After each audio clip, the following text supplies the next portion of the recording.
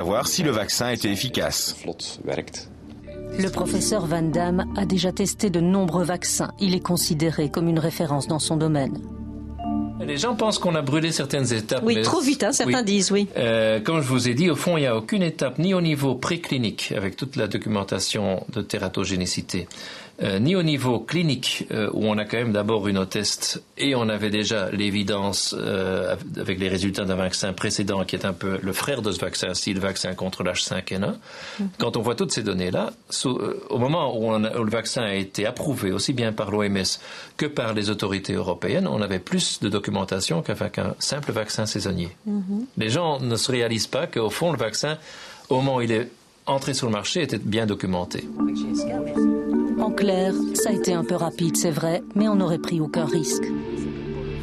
Mais d'autres questions restent en suspens, car des accusations graves circulent, entre autres, sur le net. Depuis le début de la psychose, ce physicien reconverti aux médecines naturelles dénonce sur son site anomalies et manipulations. L'homme n'est pas un philanthrope, il propose aussi des stages payants pour apprendre à vivre plus sainement. Il est en ce moment même en train d'écrire un livre sur le H1N1 au Costa Rica. Nous le joignons par vidéoconférence. Lors des essais cliniques de ce vaccin qui ont été faits sur 2000 volontaires en bonne santé, il a été répertorié 7 morts des suites directes de ce vaccin. Donc 7 morts sur 2000 personnes qui ont testé le vaccin alors qu'elles étaient en bonne santé, c'est un taux qui est totalement inacceptable pour mettre sur le marché un médicament. Eh bien, figurez-vous que l'agence de mise sur le marché a fait comme s'il n'y avait eu aucun problème dans la mise au point de ce vaccin et a approuvé ce vaccin. Donc, moi, je ne comprends pas comment il y a eu autant de complicité et autant de personnes qui ont fermé les yeux, alors que ça crevait les yeux, je dirais, depuis le mois de mai.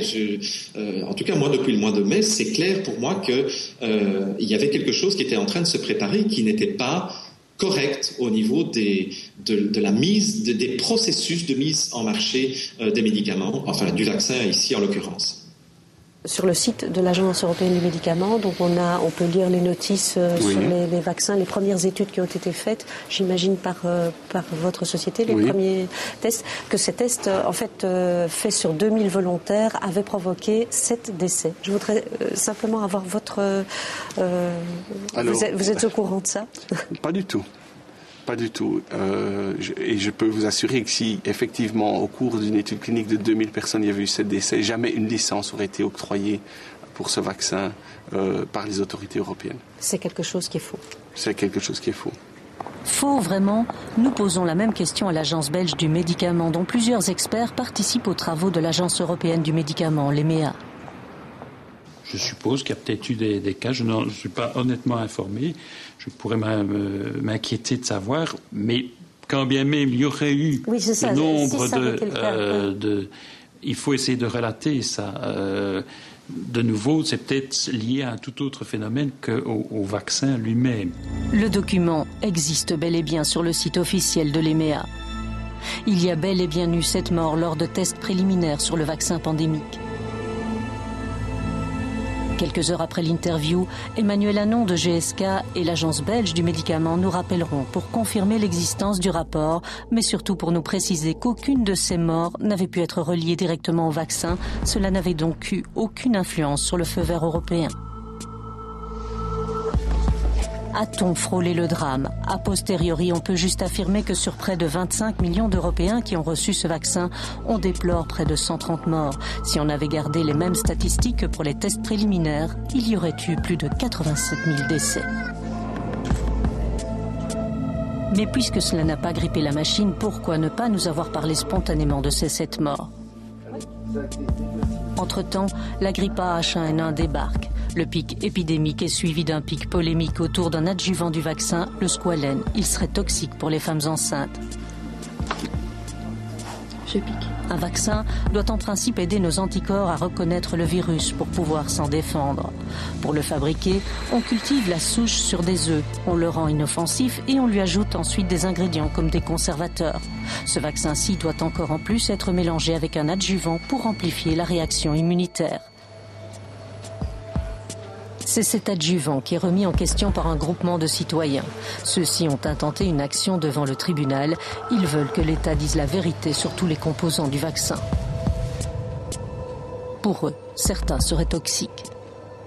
Au niveau du système immunitaire des femmes enceintes, il faut quand même savoir que pendant la grossesse, le système immunitaire est modifié. Donc la nature permet ça justement pour que le corps de la maman puisse tolérer la présence du fœtus qui est finalement du non-soi, mais qu'elle doit pouvoir tolérer pour mener sa grossesse à terme. Et c'est vrai que le squalène, justement en ce sens, qui surexcite l'immunité, certains scientifiques disent que cette molécule crée le chaos dans l'immunité, mais justement on pourrait légitimement craindre le fait que ça provoque un rejet, donc un risque de fausse couche. Donc ces risques-là, ils sont concrets et on n'en tient pas compte. Et nous, ce qu'on craint, c'est un scandale comme celui de la thalidomide, dont je rappelle quand même qu'on a vu les effets pas immédiatement après, mais parfois des mois, des années après. Certains généralistes ne conseillent pas non plus le vaccin. Le docteur Erpikoum sait de quoi il parle. Il a fait lui-même, il y a quelques années, un Guillain-Barré, c'est-à-dire une complication grave suite à un vaccin contre la grippe classique. Médecin vigie, c'est-à-dire membre du réseau belge de surveillance de la grippe, il a fait analyser tous ces cas suspects de H1N1. Et des cas avérés, il a pu en reporter 3. Comme tout vaccin comporte un risque, ici, il ne voit vraiment pas de bénéfice à vacciner et ne parlons pas des femmes enceintes. Ils n'ont pas fait d'études cliniques sur un nombre suffisamment de femmes enceintes que pour avoir des données statistiques suffisantes. Le fabricant. Bon. L'État qui le reçoit dit... Et les scientifiques disent, mais écoutez, et les gynécologues disent, à un moment donné, tardivement, alors qu'il n'y a pas eu d'études en plus, faites-le. Il y a eu suffisamment que pour ne pas le faire. Donc le fabricant dit non. Eux, ils disent, ben si, on va l'autoriser. Je ne comprends pas. Je ne comprends pas, honnêtement. Donc Pour vous, il y avait un risque que cet adjuvant pouvait... Il y a un principe de précaution pour les femmes enceintes. On ne met pas de médicaments. Nous ne mettons pas de médicaments aux femmes enceintes. Quand il faut un antiémétique ou quoi, on va regarder dans nos livres. Oh, de toute façon, il y a quelques cas animaux, de trucs tératogènes. On ne le met pas. En Suisse aussi, on s'est apparemment posé des questions sur l'emploi de ce vaccin pendant la grossesse. Swissmedic, l'agence suisse du médicament, a même recommandé aux femmes enceintes d'utiliser un vaccin sans cet adjuvant. Nous n'avons pas assez d'informations sur l'effet de ce vaccin pendant la grossesse. Les femmes enceintes ne sont pas reprises dans les études pour des raisons éthiques. Et donc, on n'en sait pas assez sur ses effets cliniques chez les futures mamans. C'est pourquoi on se veut prudent. En Europe, il faut bien le dire, c'est un peu la cacophonie. La Suisse dit non au vaccin avec l'adjuvant, l'agence européenne dit oui. La Suède vaccine avec cet adjuvant des milliers de femmes enceintes. En France et en Allemagne, ces femmes ont le choix entre vaccin avec ou vaccin sans. Bien difficile pour nos autorités de se faire une idée. Elles s'en remettent donc aux experts. J'ai demandé aux scientifiques. Et donc, notre comité scientifique a notamment eu des réunions avec des représentants des groupements de gynécologues, d'obstétriciens. Et ensemble, y compris donc ceux qui au départ avaient des points d'interrogation, ensemble, ils ont, à l'issue de la réunion, sorti un communiqué disant qu'ils demandaient aux femmes enceintes de se faire vacciner et avec le vaccin adjuvanté. Donc vous avez évidemment les différents corps de métiers professionnels qui vous disent ça, vous le respectez. Selon l'EMEA, sur 123 000 femmes vaccinées avec cet adjuvant, 27 ont connu des avortements, des naissances prématurées ou des morts intra-utérines. Bien sûr, chacun de ces cas est un drame, mais on reste dans des statistiques qui ne sont pas exceptionnelles. Pour les effets à plus long terme, il est trop tôt pour se prononcer. Au bout du compte, près de 220 000 personnes ont été contaminées en Belgique. Cette grippe a tué 19 fois. Quand on sait que chaque année, la grippe classique tue chez nous entre 1000 et 1500 personnes, on est bien loin du scénario catastrophe et des millions de malades et de morts annoncés.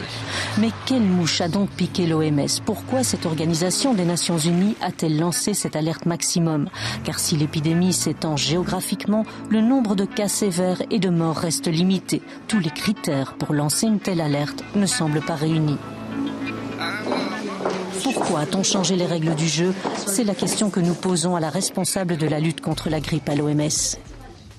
Les critères n'ont pas été changés. Les phases prennent en compte la dispersion géographique du virus et l'OMS a conduit à